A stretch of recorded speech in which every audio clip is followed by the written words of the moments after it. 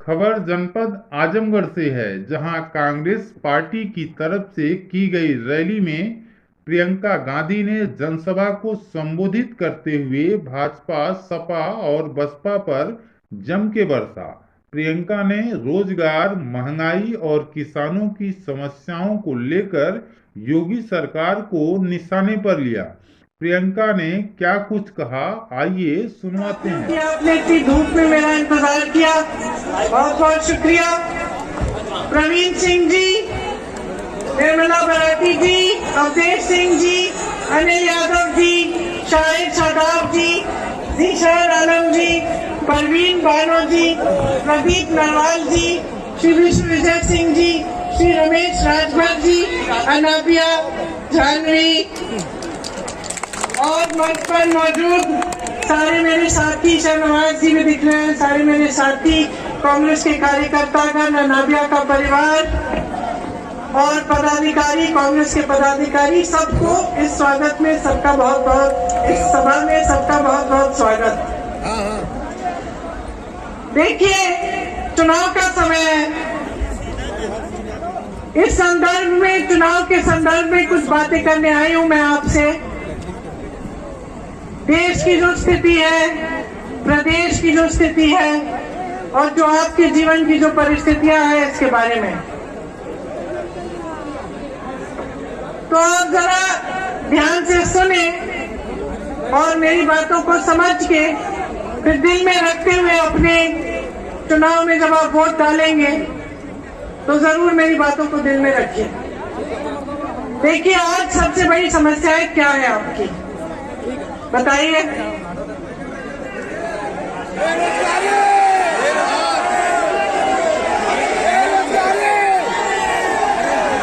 रोजगार, बेरोजगारी और महंगाई और किसानों की बड़ी बड़ी समस्याएं हैं। उपज का दाम मिल रहा है, नहीं मिल रहा। यहाँ छुट्टे जानवर की समस्या है?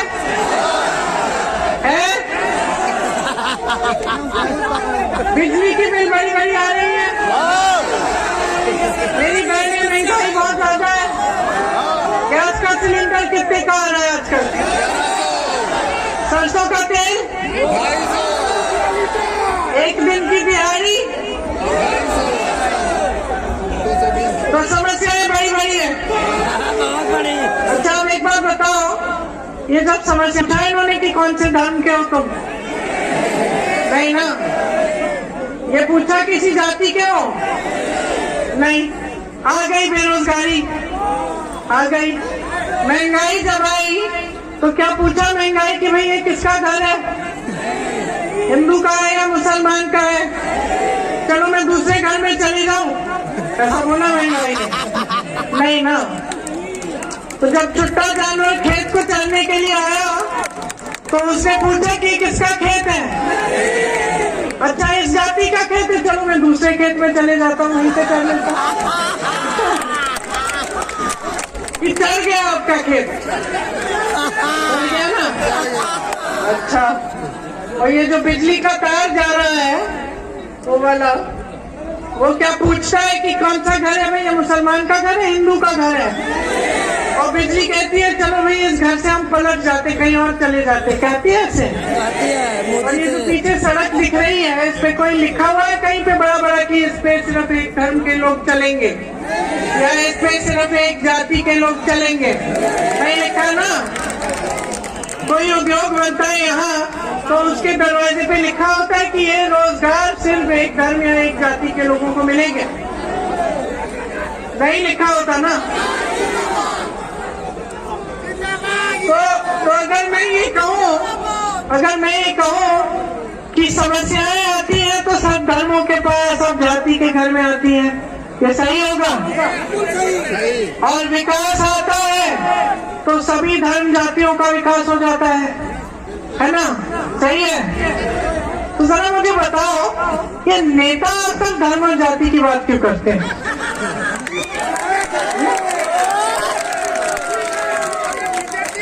कोई वजह होगी कि ये बहुजन समाज पार्टी के नेता, समाजवादी दल के नेता भाजपा के नेता सब आकर धर्म और जाति के बाद धर्म जाति धर्म जाति धर्म जाति क्यों करते हैं भाई?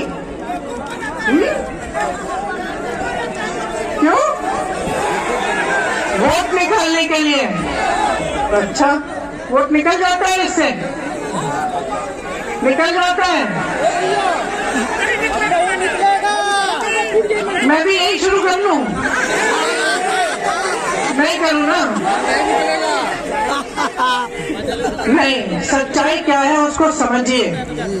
सच्चाई ये है कि ये तीनों पार्टियां एक ही बिसात पर खेल रही हैं। सच्चाई ये है कि ये सारे नेता जान गए हैं कि जनता भोली भाली है।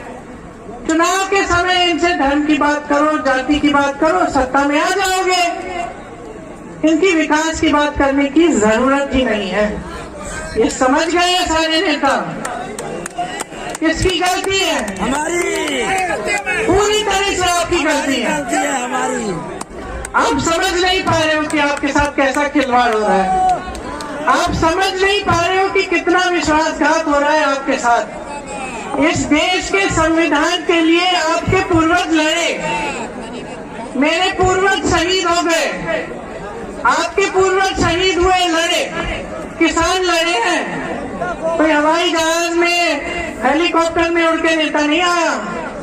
किसान लड़े आजादी के लिए आपकी तरह। किस लिए लड़े? क्योंकि आपको संविधान मिला। उस संविधान में लिखा था, आज भी लिखा है कि आपके हक क्या है। लोकतंत्र में सत्ता पब्लिक की होती है, नेता उधार में लेता है उसे। आपकी सत्ता आप दे रहे हैं 5 सालों के लिए, मन चाहे तो मत दो, लेकिन आप भूल गए। सारे नेता समझ रहे हैं, खुश हो रहे हैं, उनको तो सत्ता में रहना ही है। कोई एक धर्म की बात करेगा, दूसरा दूसरे धर्म की बात करेगा, कोई एक जाति की करेगा, कोई दूसरी जाति की करेगा। आगे बढ़ेंगे, फूलेंगे, फलेंगे, इनका विकास होगा, जनता गरीब की गरीब रहेगी। समझ गए? आपने बुरी आदत डाल दी। अब क्या होगा? दशकों से आप देख रहे हैं, बहुजन समाज पार्टी ने सरकार बनाई, क्या मिला? समाजवादी दल ने सरकार बनाई, क्या मिला? भाजपा की सरकार बनाई, क्या मिला?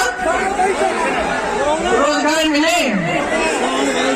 अरे मोदी जी तो मंच पे खड़े होकर कहते हैं उनको पता भी नहीं कि छुट्टा जानवर जैसी समस्या है। इतने बड़े अंतर्यामी, इतने सर्वज्ञानी, आजकल तो विश्व गुरु भी है। अरे इतने बड़े विश्व गुरु, उनको मालूम नहीं कि उन्हीं के देश में, उन्हीं की सरकार में सबसे बड़ा प्रदेश और सबसे ज्यादा इस देश के किसान यहाँ उत्तर प्रदेश में इतनी बड़ी परेशानी झेल रहे हैं, उनको तो मालूम ही नहीं। और आपने, वाह वाह, आपकी भी वाह वाह, आपने हिम्मत दे दी कि मंच पे खड़े होकर कह भी सकते हैं कि भैया हमें तो मालूम ही नहीं था कि आपकी इतनी बड़ी समस्या है। चलो अब चुनाव आ गए, मालूम हो गया, सुलझाए देते हैं। आपके सामने 70 लाख रोजगार देने की घोषणा किसने की थी? किसने की थी? नरेंद्र मोदी जी ने और योगी आदित्यनाथ जी ने। अब तो जहाँ हम लोग बैठे रोजगार की बात ही नहीं करते। कहीं कोई ज्यादा पूछ ले तो कह देते कि हमने 4 लाख रोजगारों के एप्लीकेशन खोल दिए हैं। 5 सालों में 12 लाख सरकारी पद खाली पड़े हुए हैं। 5 सालों से खाली पड़ गए, कोई भर नहीं रहा है उनको,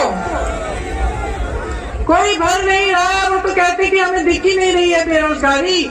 मोदी जी तो कहते हैं कि हमने उत्तर प्रदेश में हजारों लखपति बना दिए। कहते सबको इतने लाख दे दिए हमने।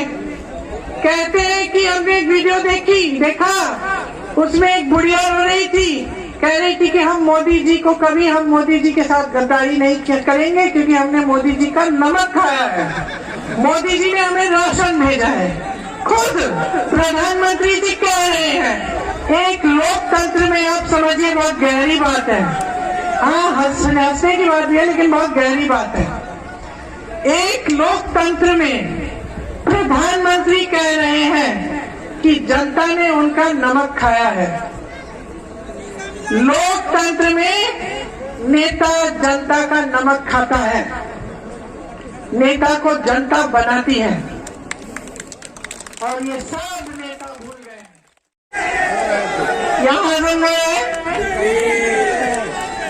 जब पानी खोल दिया था, यहाँ पे जब सारी महिलाएं धरना दे रही थी, जब पानी खोल दिया था बीच रात में, महिलाओं को पीटा गया था, एक बुजुर्ग महिला थी, उनकी टांग तोड़ी गई थी, कहाँ थे ये? आए आपके पास? जब बिजनौर में अनस और सुलेमान 19-20 साल के बच्चों की हत्या की गई, आए वहां पे? नहीं आए ना। जब किसानों को लखीमपुर खेरी में भाजपा के मंत्री के पुत्र ने कुचल डाला, तो कहाँ थे अखिलेश यादव जी?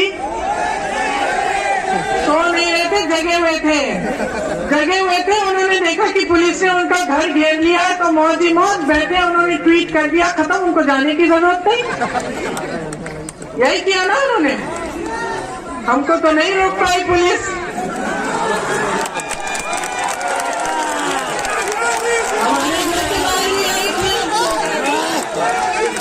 हमको भी घेरा था, होती है, लेकिन कांग्रेस पार्टी के नेता, कांग्रेस पार्टी के कार्यकर्ताओं को रोकना आसान नहीं है। छोटे चोरों को, क्योंकि हम ये नहीं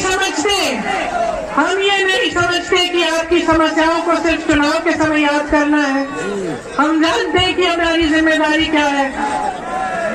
कांग्रेस पार्टी का एक एक पदाधिकारी, एक एक कार्यकर्ता जानता है, और जो नहीं जान रहा था उसको भी याद हमने दिला दिया कि हमारी जिम्मेदारी आपके प्रति समर्पित होना है। हमारी जिम्मेदारी है कि आप सशक्त बनो, आप पे समस्या आए, आप पर अत्याचार हो, आपको पीड़ा हो, आपको दुख हो, तो हमें आना है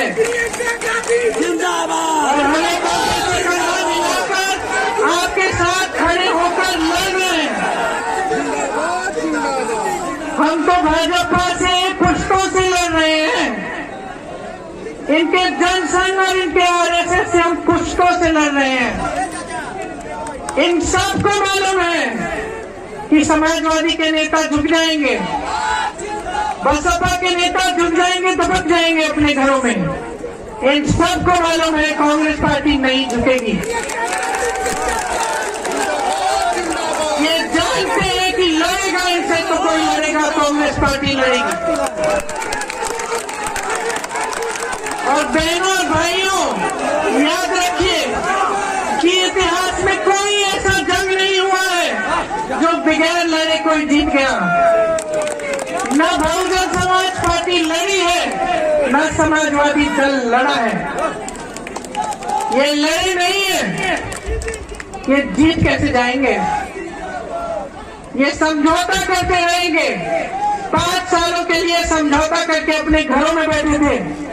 सरकार बनेगी तब भी समझौता करेंगे। ये नहीं खड़े हो सकते, नहीं सामना कर सकते इन लोगों का। भाजपा सबसे अच्छी तरह जानती है, इसीलिए सबसे बड़ा वार कांग्रेस पार्टी के नेताओं पर करती है, इसीलिए मेरे परिवार पर वार करती है, क्योंकि ये जानते हैं कि हम नहीं झुकेंगे इनके सामने।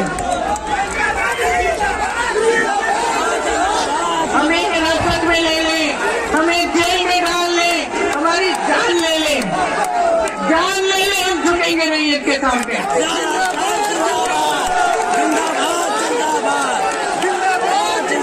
हम झुकना जानते हैं, लेकिन सिर्फ जनता के सामने झुकेंगे हम, और किसी के सामने नहीं झुकेंगे। आज भाजपा की नीतियां क्या है समझिए इनको। जहां से रोजगार आने थे, बड़ी बड़ी संस्थाएं BHEL, HAL जैसी, जहां से रोजगार बनते थे उनको तो इन्होंने बेच डाला, अपने अपने बड़े बड़े उद्योगपति मित्रों को बेच डाला। जो सरकारी पद थे उन्हें खाली रखा। जो छोटे दुकानदार और किसान थे जो और रोजगार बनाते थे उनको उन्होंने खत्म कर डाला। अपनी नीतियों से रोजगार दे भी नहीं सकते।